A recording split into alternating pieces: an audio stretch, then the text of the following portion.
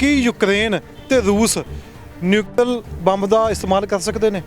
जो विश्व युद्ध होएगा फिर तो होएगा इस्तेमाल। विश्व युद्ध शुरू होगा, आखिरी हथियार आखिरी तौर पर जेकर ये नाटो कंट्री इकट्ठे होकर हमला कर देने, हमला किते करना रशिया ते यूक्रेन ते सहायता ते आना है, फिर तो न्यूक्लियर वैपन का इस्तेमाल जोड़ा है वो हो सकता है, कोई शक नहीं। जिदा मैं क्या सारी गलबात तो शुरू होती है तेल सप्लाई तो।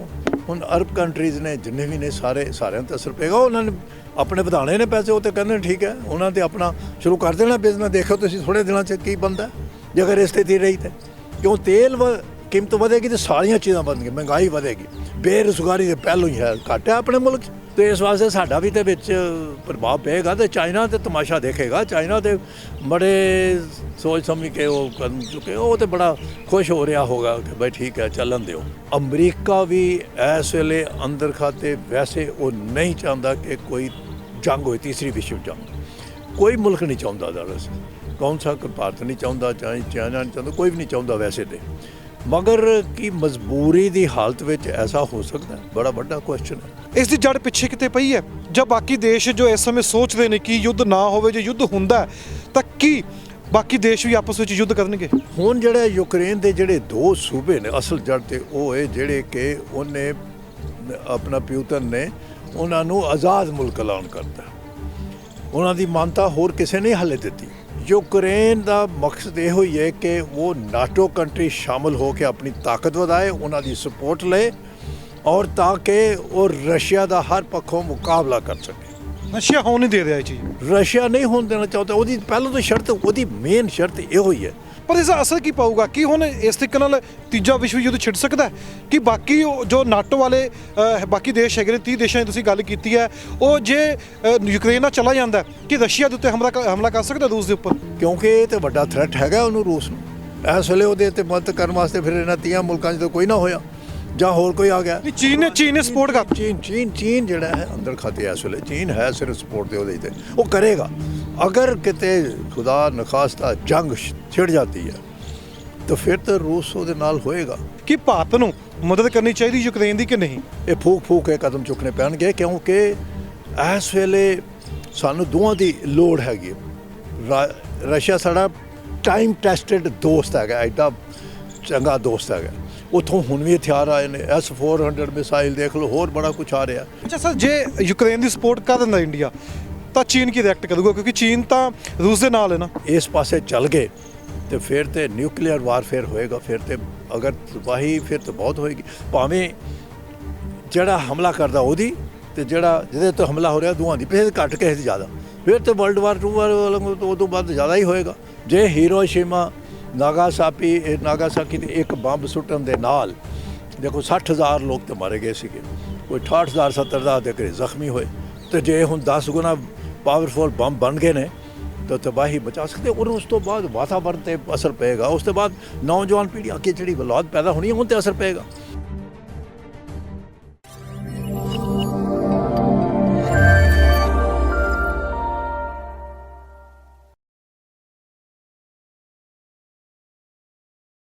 पंजाब न्यूज़ से तुहाडा सब दा स्वागत है। रूस ते यूक्रेन दे विच युद्ध छिड़िया होया है। यूक्रेन के राष्ट्रपति ने अपने लोगों को कह दिता है कि वह हथियार चुक लैण। हथियार चुकन तो बाद वह रूस दियां फौजां नाल लड़न, जे किसी नूं हथियार की लोड़ है वह उसका प्रबंध करके देणगे। यह बयानबाजी हो रही है। तो दूसरे पासे समस्या की है, समस्या कित्थे पई है यूक्रेन ते रशिया नूं लैके चर्चा उस पर भी करांगे। 1918 दे विच यूक्रेन अलग हो गया सी रशियन अंपायर तो। उस बाद 1922 दे विच सोवियत का हिस्सा बनिया सी। 1991 दे विच यूक्रेन आज़ाद हो जाता है। उस बाद लगातार ही रशिया ते यूक्रेन आमने सामने हुंदे आए ने। चर्चा करांगे, साडे नाल मौजूद ने ब्रिगेडियर कुलदीप सिंह। चर्चा इस करके इन्हां नाल करांगे कि हुणे भी चर्चा छिड़ी हुई है कि तीसरा विश्व युद्ध लगेगा, कि वाकई ही तीसरा विश्व युद्ध शुरू हो गया है। नाटो की गल करांगे। रशिया जो कह रहा है कि वह यूक्रेन नूं नाटो का हिस्सा नहीं होने देवेगा। इस नूं लैके लगातार ही यूक्रेन ते रशिया ਆਪਸ ਵਿੱਚ ਆਮਨੇ ਸਾਹਮਣੇ ਆ ਗਏ ਨੇ। ਕੁਲਦੀਪ ਸਿੰਘ ਬ੍ਰਿਗੇਡੀਅਰ ਸਾਡੇ ਨਾਲ ਨੇ, ਚਰਚਾ ਉਹਨਾਂ ਨਾਲ ਕਰਾਂਗੇ। ਸਰ ਬਹੁਤ ਸਵਾਗਤ ਹੈ ਪੰਜਾਬ ਨਿਊਜ਼ ਤੇ। Thank you very much. Sir ਮੇਰਾ ਪਹਿਲਾ ਸਵਾਲ ਇਹ ਹੈ ਕਿ ਯੂਕਰੇਨ ਤੇ ਰਸ਼ੀਆ, ਥੋੜਾ ਪਿੱਛੇ ਜਾ ਕੇ ਆਪਾਂ ਗੱਲ ਕਰੀਏ, 1918 ਦੇ ਵਿੱਚ ਰਸ਼ੀਅਨ ਅੰਪਾਇਰ ਤੋਂ ਅਲੱਗ ਹੋ ਜਾਂਦਾ ਯੂਕਰੇਨ, 1922 ਦੇ ਵਿੱਚ ਸੋਵੀਅਤ ਦਾ ਹਿੱਸਾ ਬਣਦਾ, 91 ਦੇ ਵਿੱਚ ਜਾ ਕੇ ਆਜ਼ਾਦ ਹੋ ਜਾਂਦਾ ਹੈ। ਇਸ ਦੀ ਜੜ ਪਿੱਛੇ ਕਿਤੇ ਪਈ ਹੈ ਜਾਂ ਬਾਕੀ ਦੇਸ਼ ਜੋ ਇਸ ਸਮੇਂ ਸੋਚਦੇ ਨੇ ਕਿ ਯੁੱਧ ਨਾ ਹੋਵੇ, ਜੇ ਯੁੱਧ ਹੁੰਦਾ ਤਾਂ ਕੀ ਬਾਕੀ ਦੇਸ਼ ਵੀ ਆਪਸ ਵਿੱਚ ਯੁੱਧ ਕਰਨਗੇ?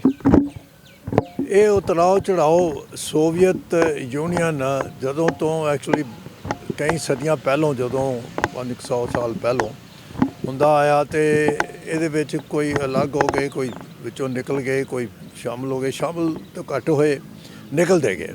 ਅਖੀਰ ਤੇ ਜੋ ਵਿਭਾਜਨ ਹੋਇਆ ਉਹਦੇ 'ਚ ਹੋਰ ਵੀ ਬਹੁਤ ਸਾਰੇ ਮੁਲਕ ਜਿਹੜੇ ਨੇ ਸੋਵੀਅਤ ਸੰਘ 'ਚੋਂ ਨਿਕਲ ਗਏ, ਤੇ ਜ਼ਿਆਦਾਤਰ ਤੇ ਐਕਚੁਅਲੀ ਕਮਿਊਨਿਸਟ ਕੰਟਰੀ ਹੈ ਰਹਾ ਹੈ। ਤੇ ਇਹ ਜਿਹੜਾ ਯੂਕਰੇਨ ਦੀ ਗੱਲ ਅਗਰ ਕੀਤੀ ਜਾਏ, ਇਹ ਜਦੋਂ ਤੋਂ ਅਲੱਗ ਹੋਇਆ, ਅਸਲ ਵਿੱਚ ਇਹਦੇ ਇੱਕ ਸੂਬੇ ਇਹੋ ਜਿਹੇ ਜਿਹੜੇ ਕਿ ਜਿੱਥੇ ਕਿ ਆਬਾਦੀ ਜ਼ਿਆਦਾਤਰ ਰਸ਼ੀਅਨ ਲੋਕਾਂ ਦੀ ਹੈ।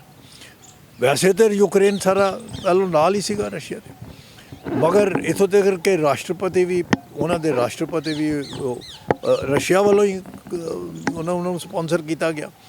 ਹੁਣ ਜਿਹੜੇ ਯੂਕਰੇਨ ਦੇ ਜਿਹੜੇ 2 ਸੂਬੇ ਨੇ, ਅਸਲ ਜੜ ਤੇ ਉਹ ਇਹ ਜਿਹੜੇ ਕਿ ਉਹਨੇ ਆਪਣਾ ਪਿਊਤਨ ਨੇ ਉਹਨਾਂ ਨੂੰ ਆਜ਼ਾਦ ਮੁਲਕ ਐਲਾਨ ਕਰਤਾ। ਉਹਨਾਂ ਦੀ ਮਾਨਤਾ ਹੋਰ ਕਿਸੇ ਨੇ ਹਾਲੇ ਦਿੱਤੀ। ਉਹ ਕਿਉਂਕਿ ਉਹ ਜਿਹੜੇ 2 ਸੂਬੇ ਨੇ ਉਹ ਤਕਰੀਬਨ ਇਸੇ ਤਰੀਕੇ ਨਾਲ ਹੈ ਜਿੱਦਾਂ ਸਾਡਾ ਹਿੰਦੁਸਤਾਨ ਪਾਕਿਸਤਾਨ ਦਾ ਬਾਰਡਰ ਲੱਗਦਾ, ਅਤੇ ਉਹ ਕਿਸੇ ਵੇਲੇ ਵੀ ਉਹਨਾਂ ਦੀ ਐਸੇ ਜਿਹੜੇ ਉੱਥੋਂ ਦੇ ਲੋਕ ਹੈਗੇ ਨੇ, ਖਾਸ ਤੌਰ 'ਤੇ ਜਿਹੜੀਆਂ ਕੱਟੜਪੰਥੀ ਜਥੇਬੰਦੀਆਂ ਨੇ, ਉਹ ਰੂਸ ਦੇ ਨਾਲ ਨੇ, ਅਤੇ ਉਹ ਆਪਸ ਵਿੱਚ ਉਹਨਾਂ ਤਣਾਅਪੂਰਨ ਸਥਿਤੀ ਤੇ ਬੜੇ ਚਿਰ ਤੋਂ ਪੈਦਾ ਹੋਈ ਸੀ।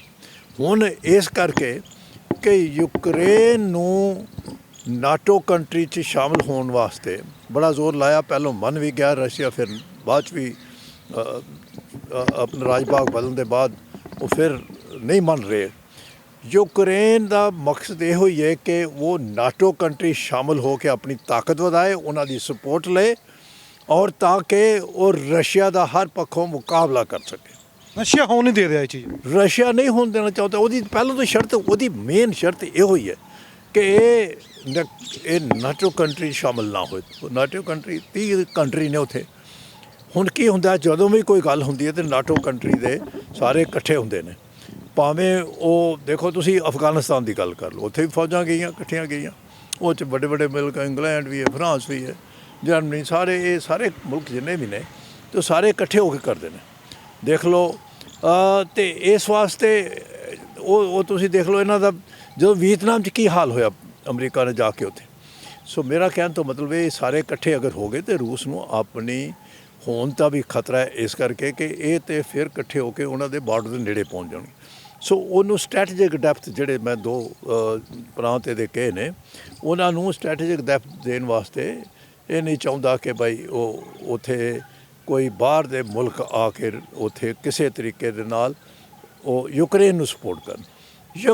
ਯੂਕਰੇਨ ਕੋਲ ਆਪਣੀ ਸ਼ਕਤੀ ਇੰਨੀ ਕੋਈ ਹੈ ਨਹੀਂ ਕਿ ਰੂਸ ਦਾ ਮੁਕਾਬਲਾ ਕਰ ਸਕੇ, ਨਾ ਉਹਦੇ ਕੋਲ ਕੋਈ ਐਡੇ ਵੱਡੇ ਹਥਿਆਰ ਹੈਗੇ ਨੇ, ਪਰ ਇਤਨਾ ਨਹੀਂ। ਉਹਨੂੰ ਸਪੋਰਟ ਉਹ ਸਮਝਦਾ ਕਿ ਅਮਰੀਕਾ ਦੇਗਾ। ਅਮਰੀਕਾ ਵੀ ਇਸ ਵੇਲੇ ਅੰਦਰ ਖਾਤੇ ਵੈਸੇ ਉਹ ਨਹੀਂ ਚਾਹੁੰਦਾ ਕਿ ਕੋਈ ਜੰਗ ਹੋਏ, ਤੀਸਰੀ ਵਿਸ਼ਵ ਜੰਗ। ਕੋਈ ਮੁਲਕ ਨਹੀਂ ਚਾਹੁੰਦਾ, ਦਰਅਸਲ ਕੌਣ ਸਾ, ਭਾਰਤ ਨਹੀਂ ਚਾਹੁੰਦਾ, ਚਾਹੇ ਚਾਈਨਾ ਨਹੀਂ ਚਾਹੁੰਦਾ, ਕੋਈ ਵੀ ਨਹੀਂ ਚਾਹੁੰਦਾ ਵੈਸੇ ਤੇ। ਮਗਰ ਕੀ ਮਜਬੂਰੀ ਦੀ ਹਾਲਤ ਵਿੱਚ ਐਸਾ ਹੋ ਸਕਦਾ, ਬੜਾ ਵੱਡਾ ਕੁਐਸਚਨ ਹੈ। ਮਗਰ ਗੱਲ ਇੱਕ ਬੜੀ ਸਪਸ਼ਟ ਹੈ ਕਿ ਰੂਸ ਨੇ ਜੋ ਇਰਾਦਾ ਬਣਾਇਆ ਹੈ ਕਿ ਉਹਨੇ ਯੂਕਰੇਨ ਨੂੰ ਸਬਕ ਇਸ ਲਈ ਸਿਖਾਉਣਾ ਹੈ ਕਿ ਉਹ ਉਧਰ ਨਾ ਜਾਏ। इंडिपेंडेंट कंट्री तो हो गया, मगर वो उसके ऊपर कायम है रूस जो है, और उसने ख़ास तौर पे समझौता हो सकता है कि जेड़े 2 प्रांत हैं जेड़े कि एक अलग मुल्क लाने गए हैं, वो उन्होंने अलग मुल्क रहता जाए, वो कब्जा यूक्रेन का ना रहे। ਅੱਛਾ ਸਰ, ਅਮਰੀਕਾ ਦੀ ਗੱਲ ਕਰੀਏ, ਅਮਰੀਕਾ ਬਾਰ-ਬਾਰ ਇਹੀ ਕਹਿ ਰਿਹਾ ਕਿ ਰੂਸ ਜਿਹੜੀ ਆਪਣੀ ਫੌਜ ਨਾ ਭੇਜੇ।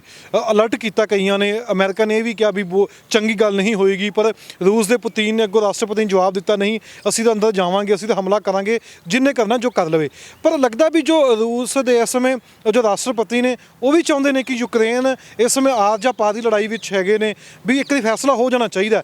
ਪਰ ਇਸ ਦਾ ਅਸਰ ਕੀ ਪਾਊਗਾ? ਕਿ ਹੁਣ ਇਸ ਤਰੀਕੇ ਨਾਲ ਤੀਜਾ ਵਿਸ਼ਵ ਯੁੱਧ ਛਿੜ ਸਕਦਾ ਹੈ ਕਿ ਬਾਕੀ ਜੋ ਨਾਟੋ ਵਾਲੇ ਬਾਕੀ ਦੇਸ਼ ਹੈਗੇ ਨੇ, 30 ਦੇਸ਼ਾਂ ਦੀ ਤੁਸੀਂ ਗੱਲ ਕੀਤੀ ਹੈ, ਉਹ ਜੇ ਯੂਕਰੇਨ ਨਾਲ ਚਲਾ ਜਾਂਦਾ ਕਿ ਰਸ਼ੀਆ ਦੇ ਉੱਤੇ ਹਮਲਾ ਕਰ ਸਕਦਾ ਰੂਸ ਦੇ ਉੱਪਰ? ਦੇਖੋ ਉਹ ਤੇ ਲਾਸਟ ਰਿਜ਼ਲਟ ਹੋਏਗਾ, ਕਿਉਂਕਿ ਇਹਦੀਆਂ ਬੜੀਆਂ ਇੰਪਲੀਕੇਸ਼ਨ ਨੇ। ਜਿੱਦਾਂ ਮੈਂ ਪਹਿਲਾਂ ਦੱਸ ਚੁੱਕਿਆ ਕਿ ਰੂਸ ਦਾ ਇਰਾਦਾ ਬੜਾ ਸਪਸ਼ਟ ਹੈ। ਉਹ ਹਾਸਲ ਕਰਨ ਵਾਸਤੇ ਜੇਕਰ ਹੁਣ ਨਾਟੋ ਕੰਟਰੀਜ਼, ਖਾਸ ਤੌਰ 'ਤੇ ਅਮਰੀਕਾ, ਔਰ ਜਿਹੜਾ ਕਿ ਯੂਕਰੇਨ ਦਾ, ਐਕਚੁਅਲੀ ਯੂਕਰੇਨ ਜੋ ਹੈ ਉਹ ਯੂਕੇ ਦੀ ਕਠਪੁਤਲੀ ਹੈ। तो United Kingdom is very closely integrated with this thing with Ukraine.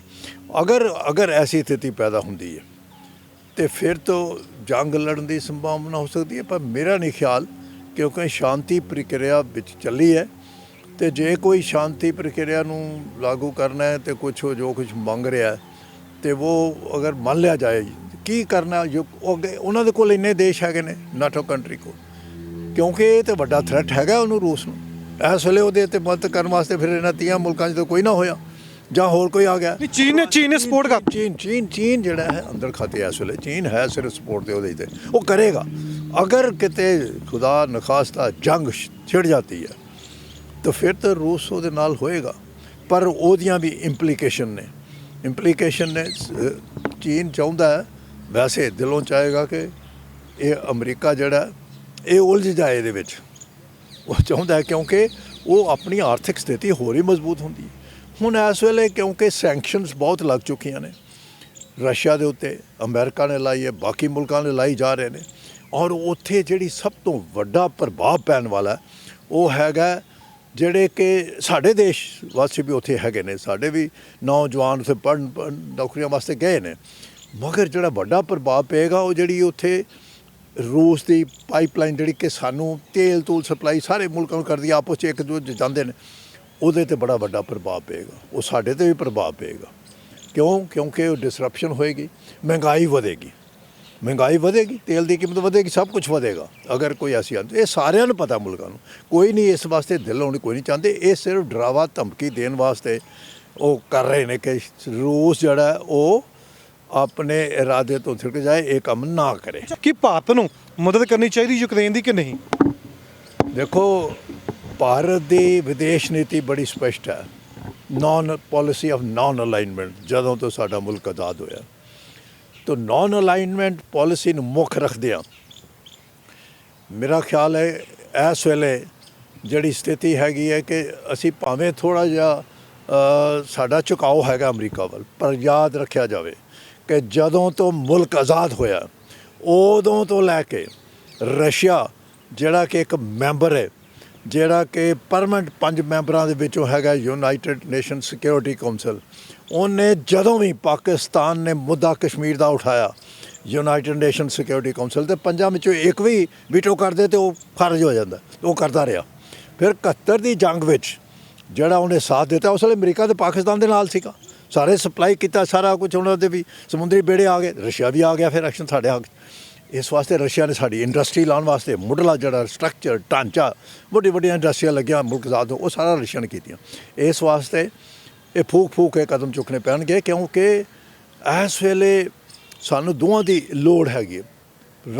Russia ਸਾਡਾ ਟਾਈਮ ਟੈਸਟਡ ਦੋਸਤ ਹੈਗਾ, ਐਡਾ ਚੰਗਾ ਦੋਸਤ ਹੈਗਾ। ਉੱਥੋਂ ਹੁਣ ਵੀ ਹਥਿਆਰ ਆਏ ਨੇ, S-400 ਮਿਸਾਈਲ ਦੇਖ ਲਓ, ਹੋਰ ਬੜਾ ਕੁਛ ਆ ਰਿਹਾ, ਤੇ ਅਸੀਂ ਸੰਬੰਧ ਚੰਗੇ ਬਣਾ ਕੇ ਰੱਖਦੇ ਹਾਂ। ਸਾਨੂੰ ਇਸ ਵੇਲੇ ਜਲਦਬਾਜ਼ੀ 'ਚ ਕੋਈ ਫੈਸਲਾ ਨਹੀਂ ਲੈਣਾ ਚਾਹੀਦਾ, ਕੋਈ ਕਿਸੇ ਦੀ ਮਦਦ 'ਤੇ ਨਹੀਂ ਉਤਰਨਾ ਚਾਹੀਦਾ, but we have to keep ourselves our guards. ਕਿਉਂਕਿ ਚਾਈਨਾ ਜੋ ਹੈ, ਦੇਖੋ ਹੁਣ ਸਥਿਤੀ ਚਾਈਨਾ ਪਾਕਿਸਤਾਨ ਨਾਲ ਮਿਲੀ ਭੁਗਤਾ 'ਚ ਕੋਈ ਸ਼ੱਕ ਨਹੀਂ। ਜਿਹੜਾ ਅਮਰੀਕਾ ਹੈ ਉਹ ਜੋ ਚੀਨ ਸਾਡੇ ਖਿਲਾਫ ਕਰ ਰਿਹਾ ਹੈ, ਤਾਂ ਚੀਨ ਉਸ ਪੱਖੋਂ ਅਮਰੀਕਾ ਸਾਡੇ ਨਾਲ ਹੈ, ਪਰ ਕਿੰਨੀ ਦੂਰ ਹੈ। ਮਗਰ ਰਸ਼ੀਆ ਜੋ ਹੈ ਉਹ ਚਾਈਨਾ ਦੇ ਬਿਲਕੁਲ ਪੜੋਸੀ ਨੇ, ਅਤੇ ਇੱਕ ਦੂਜੇ ਦੀ ਸਾਂਝ ਪਿਆਲੀ ਵੱਧਦੀ ਗਈ ਹੈ। ਪਹਿਲੋਂ ਦੁਸ਼ਮਣ ਰਹੇ ਹੋਣਗੇ, ਪਹਿਲੋਂ ਸਭ ਕੁਝ, ਮਗਰ ਹੁਣ ਇਹਨਾਂ ਦੀ ਸਾਂਝ ਪਹਿਲੇ ਵੱਧ ਗਈ। ਇਸ ਵਾਸਤੇ ਓਵਰਆਲ ਸਿਚੁਏਸ਼ਨ ਜਿਹੜੀ ਹੈ ਨਾ, ਕਿਉਂਕਿ ਚਾਈਨਾ ਚਾਹੁੰਦਾ ਕਿ ਮੇਰੀ ਆਰਥਿਕ ਸਥਿਤੀ ਮਜ਼ਬੂਤ ਰਹੇ, ਇਹ ਨਿਪਟ ਜਾਏ, ਵਿੱਚ ਲੱਗਾ ਰਹੇ ਅਮਰੀਕਾ, ਤੇ ਆਪੇ ਆਪ ਉਲਝ ਜਾਣ ਤੇ ਉਹ ਚੁੱਪ ਕਰਕੇ ਸ਼ਾਂਤਮਈ ਢੰਗ ਨਾਲ ਆਪਣਾ ਦੇਖਦਾ ਰਹੇ। ਅੱਛਾ ਸਰ, ਜੇ ਯੂਕਰੇਨ ਦੀ ਸਪੋਰਟ ਕਰ ਦਿੰਦਾ ਇੰਡੀਆ ਤਾਂ ਚੀਨ ਕੀ ਰਿਐਕਟ ਕਰੂਗਾ, ਕਿਉਂਕਿ ਚੀਨ ਤਾਂ ਰੂਸ ਦੇ ਨਾਲ ਹੈ ਨਾ। ਦੇਖੋ ਸਾਡਾ ਮੁਲਕ, ਮੇਰਾ ਨਹੀਂ ਖਿਆਲ ਕੋਈ ਵੀ ਪਾਰਟੀ, ਕੋਈ ਅਸਲ ਪ੍ਰਾਈਮ ਮਿਨਿਸਟਰ ਯੂਕਰੇਨ ਦੀ ਹੈਲਪ ਤੇ ਆਏਗਾ, ਬਿਲਕੁਲ ਨਹੀਂ ਹੋਏਗਾ, ਨਹੀਂ ਹੋਏਗਾ। ਦੇਖੇ ਸੰਭਵ ਨਹੀਂ ਹੈ ਅਮਰੀਕਾ ਦੇ ਨਾਲ, ਜਾਂ ਦੇਖੋ ਸਿੱਧੇ ਤੌਰ ਤੇ ਨਹੀਂ ਕਰੇਗਾ, ਬਿਲਕੁਲ ਨਹੀਂ ਕਰੇਗਾ, ਵੈਸੇ ਵੀ ਨਹੀਂ। ਦੇਖੋ ਸਾਡੇ ਤੇ ਦੇਖੋ ਇਸ ਵੇਲੇ ਸੰਬੰਧ ਸਾਰੇ ਮੁਲਕਾਂ ਚੰਗੇ ਨੇ, ਠੀਕ ਨੇ, ਔਰ ਸਾਡੇ ਤੇ ਆਦਾਨ ਪ੍ਰਦਾਨ ਹੈ, ਉੱਥੇ ਬੱਚੇ ਵੀ ਨੇ, ਪੜ੍ਹ ਰਹੇ ਨੇ, ਭਾਰਤੀ ਆਉਣਾ ਚਾਹੁੰਦੇ ਵਾਪਸ। ਜਿਸ ਤਰੀਕੇ ਨਾਲ ਉਹਨੇ ਹੁਣ ਕਹਿਤਾ, ਤੁਸੀਂ ਦੱਸ ਕੇ ਹਟੇ ਹੋ ਕਿ ਆਪਣੇ ਜਿਹੜੇ ਕਿ ਯੂਕਰੇਨ 'ਚ ਰਹਿੰਦੇ ਨੇ ਹਥਿਆਰ ਚੁੱਕ ਲੈਣ ਜਾਣ ਕਿੱਥੇ। ਉਹ ਤਾਂ ਬੜਾ ਮਾਹੌਲ ਜਿਹੜਾ ਹੈ ਕਿ ਇਸ ਵੇਲੇ ਬੜਾ, ਮੈਂ ਸਮਝਦਾ ਡਰਾਉਣ ਧਮਕਾਉਣ ਵਾਲ ਕਰਕੇ ਬੜਾ ਚੱਲ ਰਿਹਾ। ਅਤੇ ਔਰ ਅਗਰ ਕਹੀਂ ਇਸ ਪਾਸੇ ਚੱਲ ਗਏ ਤੇ ਫਿਰ ਤੇ ਨਿਊਕਲੀਅਰ ਵਾਰਫੇਅਰ ਹੋਏਗਾ, ਫਿਰ ਤੇ ਅਗਰ ਤਬਾਹੀ ਫਿਰ ਤਾਂ ਬਹੁਤ ਹੋਏਗੀ, ਭਾਵੇਂ ਜਿਹੜਾ ਹਮਲਾ ਕਰਦਾ ਉਹਦੀ ਤੇ ਜਿਹੜਾ ਜਿਹਦੇ ਤੋਂ ਹਮਲਾ ਹੋ ਰਿਹਾ ਦੋਵਾਂ ਦੀ, ਕਿਸੇ ਘੱਟ ਕਿਸੇ ਦੀ ਜ਼ਿਆਦਾ, ਫਿਰ ਤੇ ਵਰਲਡ ਵਾਰ 2 ਉਹ ਤੋਂ ਬਾਅਦ ਜ਼ਿਆਦਾ ਹੀ ਹੋਏਗਾ।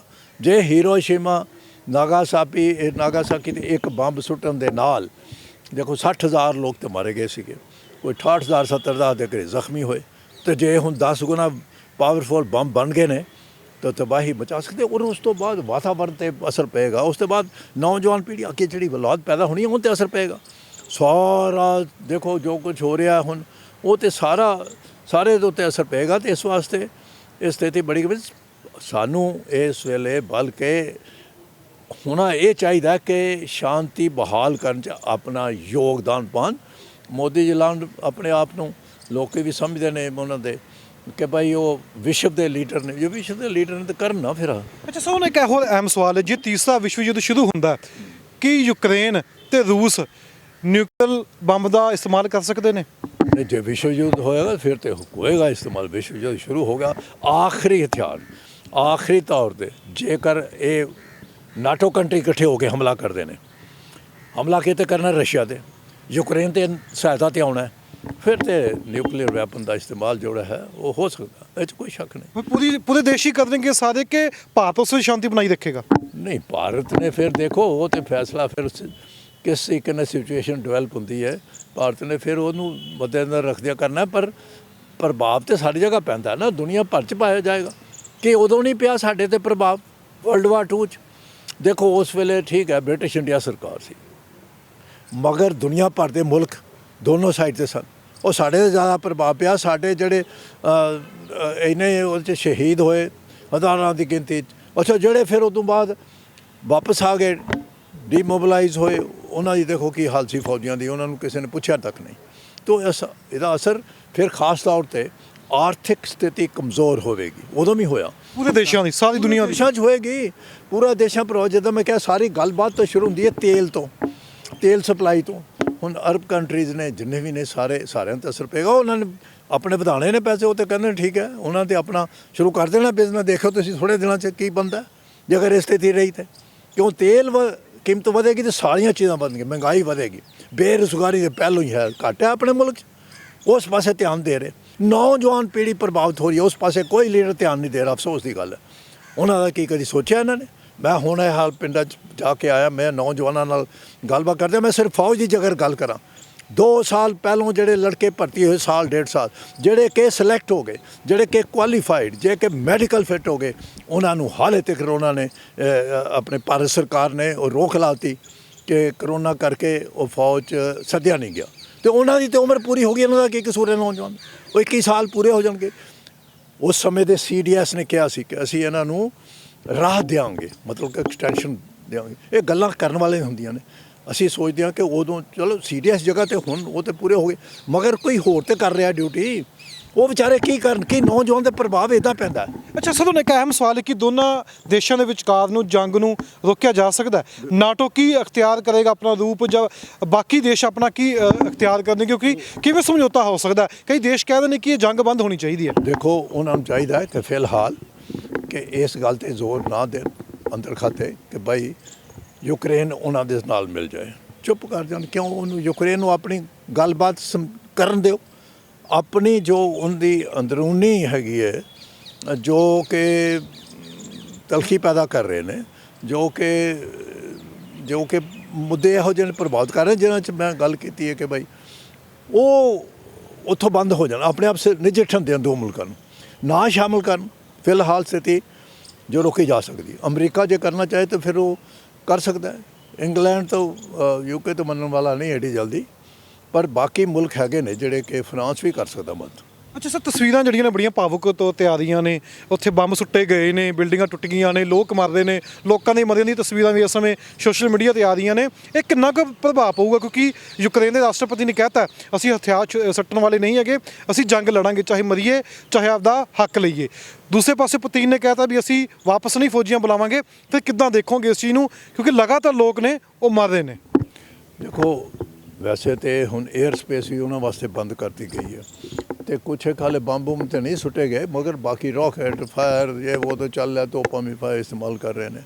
ਮਗਰ ਲੋਕੀ ਤੇ ਇਸ ਵੇਲੇ ਡਰੇ ਹੋਏ ਨੇ, ਖੌਫ ਦਾ ਮਾਹੌਲ ਹੈ ਉੱਥੇ, ਬਾਕੀ ਮੁਲਕਾਂ 'ਚ ਵੀ ਹੈ।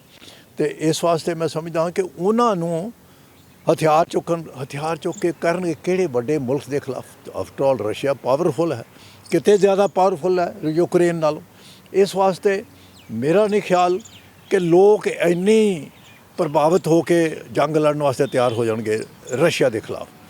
ਤੇ ਇਹਦਾ ਤਾਂ ਹੱਲ ਤੇ ਕੋਈ ਹੈ ਕਿ ਜਿਹੜੇ ਲੀਡਰ ਜੈਸੇ ਕਿ ਨॉन ਅਲਾइनमेंट वाली कंट्री हैं, ये अपना, और चाइना भी प्रभाव कर सकता है। अगर चाइना चाहे तो जंग रोक सकती है। China will play very important role. ਉਹ ਕਰੇਗਾ ਨਹੀਂ ਲੱਗਦਾ ਪੱਲੇ। ਉਹ ਮੈਂ ਤੁਹਾਨੂੰ ਦੱਸਿਆ ਨੂੰ ਕਹੇਗਾ ਅਮਰੀਕਾ ਨੂੰ ਕਮਜ਼ੋਰ ਕਰਨਾ, ਉਹਦੀ ਤਾਕਤ ਸਾਰੀ ਦੀ ਸਾਰੀ ਅਮਰੀਕਾ ਦੇ ਨਾਲ ਹੈ। ਔਰ ਰਸ਼ੀਆ ਪਤਾ, ਰਸ਼ੀਆ ਪਿੱਛੇ ਆਉਂਦਾ ਨੰਬਰ ਤੇ, ਹਾਲੇ ਉਹਦੇ ਅਮਰੀਕਾ ਦੇ ਬਰਾਬਰ ਨਹੀਂ, ਨਾ ਚਾਈਨਾ ਦੇ ਬਰਾਬਰ ਹੈ। ਚਾਈਨਾ ਅੱਗੇ ਨਿਕਲ ਜੋ ਕਿ ਚਾਈਨਾ ਆਪਣੀ ਆਰਥਿਕ ਸਥਿਤੀ ਉਹਦੀ ਬੜੀ, ਦੇਖੋ ਸਾਡੇ ਤੇ ਵੀ ਦੇਖੋ ਹਾਲੇ ਤੱਕ ਕਿੰਨਾ ਆਦਾਨ ਪ੍ਰਦਾਨ ਜਿਹੜਾ ਹੋ ਰਿਹਾ, ਸਾਡੇ ਤੇ ਕਿੰਨਾ ਜਿਹੜਾ ਸਮਾਨ ਆ ਰਿਹਾ, ਹਾਲੇ ਤੇ ਕਿਸੇ ਤੇ ਘੱਟ ਹੋਈ, ਸਾਡਾ ਤਾਂ ਬਲਕਿ ਡੈਬਿਟ 'ਚ ਹੀ ਜਾਂਦਾ ਜਿਹਨੂੰ ਕਿਹਾ ਜਾ। तो इस वास्ते China will play, can play major role जे वो चाहे तो। पर वो जदों ਇਹੋ ਜਿਹਾ ਮਾਹੌਲ ਪੱਕ ਗਿਆ तो फिर शायद वो करे। पर वो ਪਾਵਰਫੁਲ ਬਣਨਾ ਚਾਹੁੰਦਾ ਚੀਨ ਅਮਰੀਕਾ ਤੋਂ, ਇਸ ਕਰਕੇ ਉਹ ਕਹਿੰਦਾ ਅਮਰੀਕਾ ਨੂੰ ਉਲਝਣ ਦਿਓ ਇਸ ਜੰਗ ਦੇ ਵਿੱਚ। ਉਹ ਚਾਹੁੰਦਾ ਕਿ ਅਮਰੀਕਾ ਨੂੰ ਉਲਝਾ ਕੇ ਅਮਰੀਕਾ ਨੂੰ ਪਾਸਾ ਕੀਤਾ, ਉਹ ਰਸ਼ੀਆ ਦੇ ਨਾਲ ਮਿਲ ਕੇ ਇਹਨੂੰ ਕਮਜ਼ੋਰ ਕੀਤਾ ਜਾਏ। ਰਸ਼ੀਆ ਤਾਂ ਪਹਿਲਾਂ ਹੀ ਥੋੜਾ ਕਮਜ਼ੋਰ ਹੈ ਚਾਈਨਾ ਦੇ ਮੁਕਾਬਲੇ 'ਚ, ਤੇ ਉਹਨੂੰ ਪਾਸੇ ਕਰਕੇ ਆਪ ਫਿਰ ਵਰਲਡ ਲੀਡਰ ਬਣੇ ਚਾਈਨਾ। ਇਹੋ ਹੀ ਤਾਂ ਉਹਦਾ ਏਮ ਹੈਗਾ 10 ਸਾਲਾਂ ਬਾਅਦ, 20 ਸਾਲਾਂ ਬਾਅਦ। ਬੜਾ ਸਪਸ਼ਟ ਹੈ ਚਾਈਨਾ ਦਾ ਇਹ। ਸ਼ੀ ਜਿਨਪਿੰਗ ਦਾ ਬੜਾ ਏਮ ਬੜਾ ਕਲੀਅਰ ਹੈ। ਉਹ ਬੜੀਆਂ ਸਾਰੇ ਕਾਨੂੰਨ ਬਣਾਏ ਜਾਣੇ ਬਾਰਡਰ ਦੇ ਨਾਲ ਦੂਜੇ ਤੀਜੇ। ਉਹ ਬੜਾ ਸਪਸ਼ਟ ਹੈ ਕਿ ਇੱਕ ਦਿਨ ਵਰਲਡ ਲੀਡਰ ਬਣਨਾ ਚਾਹੁੰਦਾ, ਤੇ ਮੌਕਾ ਮਿਲ ਜਾਏਗਾ ਉਸਕੋ। ਇਹ ਬਹੁਤ ਵੱਡਾ ਮੌਕਾ ਉਹਦੇ ਵਾਸਤੇ। ਇਹਨੂੰ ਇੰਡੀਆ ਕਿਵੇਂ ਦੇਖੂਗਾ, ਭਾਰਤ ਕਿਵੇਂ ਆਪਣੇ ਨੂੰ ਦੇਖਦਾ ਕਿ ਭਾਰਤ ਨੂੰ ਡਰਨ ਦੀ ਲੋੜ ਹੈ ਕਿ ਨਹੀਂ ਇਸ ਵੇਲੇ ਜੋ ਇਸ ਸਮੇਂ ਯੁੱਧ ਚੱਲਦਾ ਪਿਆ? ਭਾਰਤ ਨੂੰ ਡਰਨ ਦੀ ਆਰਥਿਕ ਪੱਖੋਂ ਬੜੀ ਵੱਡੀ ਲੋੜ ਹੈ। ਜੋ ਇਸ ਵੇਲੇ ਗਰੀਬੀ ਹੈ 30 ਕਰੋੜ ਦੇ ਕਰੀਬ, ਅਗਰ ਮੰਨ ਲਿਆ ਜਾਏ ਕਿ ਆਪਣੀ ਗਰੀਬ ਲੋਕ ਹੈਗੇ ਨੇ, ਠੀਕ ਹੈ, ਬਿਲੋ ਦੀ ਪਾਵਰਟੀ ਲਾਈਨ, ਉਹ ਤੇ ਹੋਰ ਗਰੀਬ ਹੋ ਜਾਣਗੇ। ਭਾਰਤ ਨੂੰ ਤੇ ਨੁਕਸਾਨ ਹੈ, ਜਿਹੜੀ ਬੇਰੁਜ਼ਗਾਰੀ ਤੇ ਹੋਰ ਵਧੇਗੀ। ਮੈਂ ਜਿੱਦਾਂ ਪਹਿਲਾਂ ਦੱਸਿਆ, ਫਿਰ ਇਹ ਤੇ ਆਰਥਿਕ ਸਥਿਤੀ ਸਾਡੀ ਕਮਜ਼ੋਰ ਹੋਏਗੀ, ਕਿਉਂਕਿ ਉਹ ਸਾਰਾ ਕੁਝ ਦਾਰੋਮਦਾਰ ਜਿੱਦਾਂ ਦੱਸਿਆ ਪਹਿਲਾਂ ਥੋੜ੍ਹੀ ਮਹਿੰਗਾਈ ਹੈ। ਹਾਲੇ ਵੀ ਸਾਡਾ GDP ਥੱਲੇ ਗਿਆ, ਤੇ GDP ਦੇ ਉੱਤੇ ਪ੍ਰਭਾਵ ਪਏਗਾ ਤਾਂ ਸਾਰੀਆਂ ਚੀਜ਼ਾਂ ਉੱਤੇ, ਡਿਫੈਂਸ ਬਜਟ 'ਤੇ ਵੀ ਪਏਗਾ। ਡਿਫੈਂਸ ਬਜਟ 'ਤੇ ਪਏਗਾ ਕਿਉਂਕਿ ਚਾਈਨਾ ਦਾ ਕੁਝ ਨਹੀਂ ਹੋਣਾ, ਤੇ ਸਾਡਾ ਤੇ ਪਹਿਲਾਂ ਹੀ ਚਾਈਨਾ ਦੇ ਖਿਲਾਫ ਉੱਥੇ ਸਾਰੀਆਂ ਫੌਜਾਂ ਲੱਗੀਆਂ। ਜਿੱਥੇ 10,000 ਦੀ ਲੋੜ ਸੀ ਉੱਥੇ 1 ਲੱਖ ਲੱਗੀ, ਲੇਹ ਲਦਾਖ ਜਾਂ ਸਾਰੇ। ਤੇ ਇਸ ਵਾਸਤੇ ਸਾਡਾ ਵੀ ਤੇ ਵਿੱਚ ਪ੍ਰਭਾਵ ਪਏਗਾ, ਤੇ ਚਾਈਨਾ ਤੇ ਤਮਾਸ਼ਾ ਦੇਖੇਗਾ। ਚਾਈਨਾ ਤੇ ਬੜੇ ਸੋਚ ਸਮਝ ਕੇ ਉਹ ਕਦਮ ਚੁੱਕੇ, ਉਹ ਤੇ ਬੜਾ ਖੁਸ਼ ਹੋ ਰਿਹਾ ਹੋਗਾ ਕਿ ਭਾਈ ਠੀਕ ਹੈ ਚੱਲਣ ਦਿਓ। ਪਰ ਅੰਦਰ ਖਾਤੇ ਉਹ ਦੇਗਾ, ਸਪੋਰਟ ਦੇ ਵੀ ਰਿਹਾ ਹੋਏਗਾ ਅੰਦਰ ਖਾਤੇ, ਕੋਈ ਗੱਲ ਨਹੀਂ। ਤੁਸੀਂ ਸਾਰੀ ਗੱਲਬਾਤ ਸੁਣੀਏ। ਸਾਡੇ ਨਾਲ ਮੌਜੂਦ ਸਨ ਬ੍ਰਿਗੇਡੀਅਰ ਕੁਲਦੀਪ ਸਿੰਘ। ਇੰਟਰਵਿਊ ਕਰਨ ਦਾ ਮਕਸਦ ਇਹੀ ਸੀ ਕਿ ਉਸ ਜੰਗ ਦਾ ਹਿੱਸਾ ਵੀ ਦੇ ਨੇ 1971 ਵਿੱਚ ਜਦੋਂ ਜੰਗ ਹੁੰਦੀ ਹੈ, ਪਤਾ ਹੁੰਦਾ ਆਫਿਸਰ ਨੂੰ, ਪਤਾ ਹੁੰਦਾ ਵੀ ਕਿਹੜੇ ਨਿਯਮਾਂ ਤਹਿਤ ਜਾਂ ਕਿਹੜੇ ਰੂਲ ਹੁੰਦੇ ਨੇ ਜੰਗ ਦੇ। ਜਿਵੇਂ ਹੁਣ ਕਹਿੰਦੇ ਨੇ, ਜ਼ਿਕਰ ਕਰਦੇ ਨੇ ਕਿ ਚੀਨ ਇੱਕ ਰੋਲ ਅਦਾ ਕਰ ਸਕਦਾ ਇਸ ਜੰਗ ਨੂੰ ਰੋਕਣ ਵਾਸਤੇ, ਪਰ ਚੀਨ ਜੋ ਹੈ ਉਹ ਰੂਸ ਦੇ ਨਾਲ ਹੈ। ਦੂਸਰੇ ਪਾਸੇ ਅਮਰੀਕਾ ਨੇ ਮਨਾ ਕੀਤਾ ਸੀ ਰੂਸ ਨੂੰ ਕਿ ਉਹ ਯੂਕਰੇਨ ਦੇ ਵਿੱਚ ਫੌਜ ਨਾ ਭੇਜੇ। ਮਕਸਦ ਇੱਕੋ ਹੀ ਹੈ, ਲੜਾਈ ਦੀ ਇੱਕੋ ਵਜ੍ਹਾ ਕਿ ਨਾਟੋ ਦੇ ਵਿੱਚ ਜੋ ਯੂਕਰੇਨ ਹੈ ਉਹ ਜਾਣਾ ਚਾਹੁੰਦਾ, ਹਿੱਸਾ ਬਣਨਾ ਚਾਹੁੰਦਾ ਤੇ ਰੂਸ ਜਿਹੜਾ ਉਹ ਹਿੱਸਾ ਨਹੀਂ ਬਣਨ ਦੇਣਾ ਚਾਹੁੰਦਾ। ਨਾਟੋ ਵਿੱਚ 30 ਦੇਸ਼ ਨੇ, ਜੇ 30 ਦੇਸ਼ ਦਾ ਹਿੱਸਾ ਬਣ ਜਾਂਦਾ ਯੂਕਰੇਨ ਤੇ ਉਸ ਤੋਂ ਬਾਅਦ ਨਾਟੋ ਜਿਹੜੀ ਆ ਉਹ ਜਗ੍ਹਾ ਇਸਤੇਮਾਲ ਕਰ ਸਕਦਾ ਹੈ। ਮੁੱਦਾ ਇਹ ਵਾਲਾ ਇਸ ਤੋਂ ਬਾਅਦ ਹੁਣ ਕੀ ਅੱਗੇ ਸਥਿਤੀ ਹੋਊਗੀ ਇਹ ਆਉਣ ਵਾਲਾ ਸਮਾਂ ਦੱਸੇਗਾ। ਜੇ ਇਸ ਤਰੀਕੇ ਨਾਲ ਸਾਰੇ ਦੇਸ਼ ਆਪਸ ਵਿੱਚ ਭਿੜਦੇ ਨਜ਼ਰ ਆਏ ਤਾਂ ਤੀਸਰੇ ਵਿਸ਼ਵ ਯੁੱਧ ਦੀ ਵੀ ਘੰਟੀ ਵੱਜਣੀ ਲਾਜ਼ਮੀ ਹੈ।